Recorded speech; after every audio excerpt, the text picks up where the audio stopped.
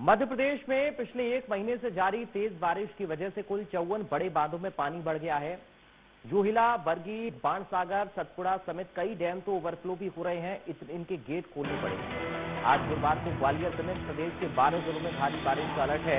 मौसम विभाग के अनुसार अगले 24 घंटे के दौरान जिन जिलों में भारी बारिश का अनुमान है उनमें ग्वालियर, श्योपुर, मुरैना, भिंड, दतिया, शिवपुरी, अशोकनगर, निवाड़ी, टीकमगढ़, छतरपुर, पन्ना और सतना शामिल है। यहाँ 4.5 इंच तक बारिश हो सकती है। भोपाल, इंदौर में हल्की बारिश होने की संभावना है। अलीराजपुर में लगातार बारिश से नदी में जलस्तर तेजी से बढ़ गया है। शहडोल के बाणसागर डैम के 8 गेट खोल दिए गए हैं। वहीं बैतूल जिले के सावली में सतपुड़ा बांध के 5 गेट 2 फीट तक खोल दिए गए हैं।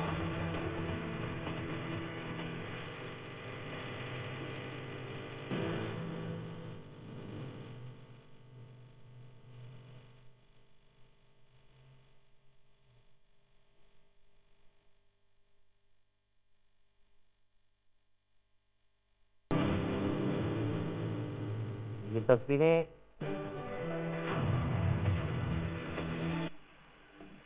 मध्य प्रदेश में भारी बारिश का दौर लगातार जारी है। आज ग्वालियर समेत 12 जिलों में भारी बारिश का अलर्ट जारी किया गया है।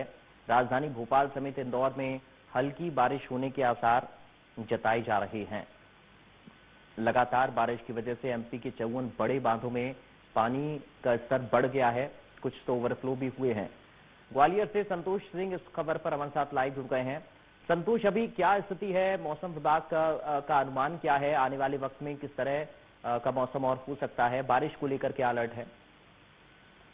मौसम विभाग ने हाल ही में घोषणा की है कि 24 घंटे के अंदर ग्वालियर में भारी बारिश हो सकती है। उसके लिए येलो अलर्ट जो है वो उन्होंने जारी किया हुआ है। इसके चलते अगर बात देखी जाए तो बीते एक माह से तो ग्वालियर अंचल में झमाझम बारिश हो रही है। ये कह सकते हैं कि ग्वालियर अंचल में मानसून पूरी तरह से मेहरबान है और यही कारण है कि ग्वालियर अंचल के जो छोटे बड़े 1 दर्जन से अधिक ऐसे डैम हैं जिनमें लगातार पानी बढ़ रहा है और ओवरफ्लो हो रहे हैं। बात की जाए यहाँ के ककेटो डैम है, अपर ककेटो डैम है, पैसारी है और यहाँ तक कि पार्वती नदी है वो भी अपने सवाब पर है, उफान में वो चल रही है। अगर बात की जाए कि ये ऐसा पहली बार हुआ है कि जुलाई माह में ही जो ग्वालियर की लाइफलाइन कहे जाने वाला जो तिगरा डैम है जहाँ से पूरे शहर को पानी की सप्लाई होती है, पेयजल की सप्लाई होती है, उसको 3 बार खोलना पड़ा। यानी कि 3 बार वो लबालब हो चुका है। उसकी क्षमता 740 फीट है, लेकिन 738 पर जैसे ही पानी आता है तो उसका लेवल मेंटेन करने के लिए 3 बार गेट खोले गए हैं। तो ये बड़ी राहत की बात है ग्वालियर वासियों के लिए,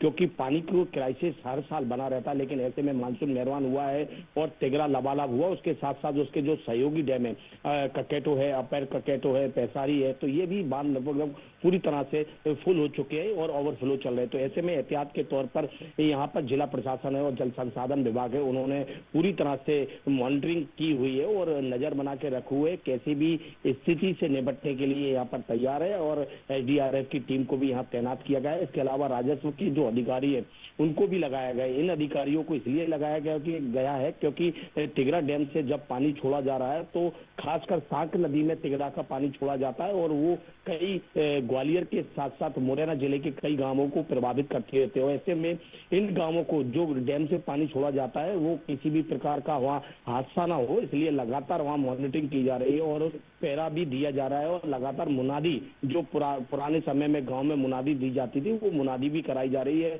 और एहतियात के तौर पर एसडीआरएफ की टीम को भी वहां तैनात किया गया है। जी, आम जनता किस तरह से सरवाइव कर रही है? क्योंकि आप बता रहे हैं कि तमाम जो इंतजाम है वो प्रशासनिक स्तर पर चल रहे हैं, लेकिन हम तस्वीरें जो देख रहे हैं उनमें आम जनजीवन बुरी तरह से प्रभावित हुआ है। क्योंकि पिछले महीने भर से जिस तरह की स्थितियां बारिश को लेकर बनी हुई हैं वो लोगों के लिए एक बड़ा चैलेंज है प्रशासन के साथ साथ।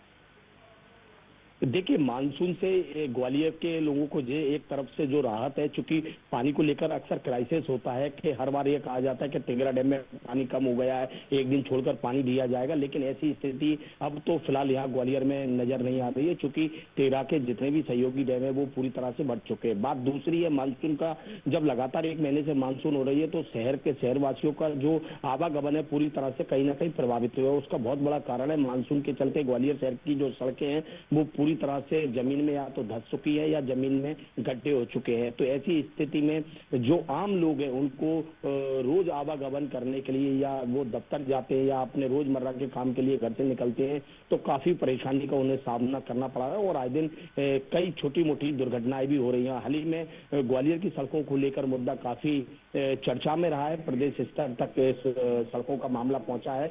ग्वालियर जिले के जो प्रभारी मंत्री है तुलसीराम सिलावट, उन्होंने मॉनिटरिंग की थी, खुद निरीक्षण किया था और केंद्रीय मंत्री सिंधिया ने भी इस बात को लेकर नाराजगी जताई थी। उसके बाद आनंद फानंद में भोपाल से एक टीम भी आई थी जिन्होंने सड़कों के सैंपल लिए और दोषी जो नगर निगम के 4 इंजीनियर थे उनके खिलाफ कार्रवाई की गई, उनको निलंबन कर दिया गया है।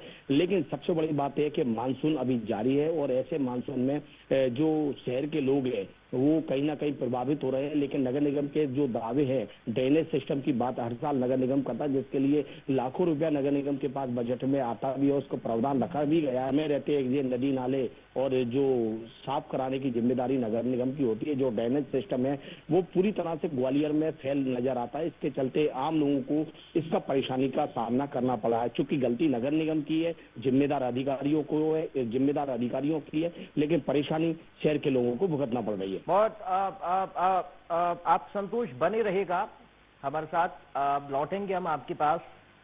तो तस्वीरें एक बार फिर से अपने दर्शकों को हम दिखाते हैं। जिस तरह की तस्वीरें सामने आ रही हैं जो गर्मी से राहत तो लोगों को दे रही हैं, लेकिन दूसरी तरफ जनजीवन भी अस्त व्यस्त लोगों का हुआ है।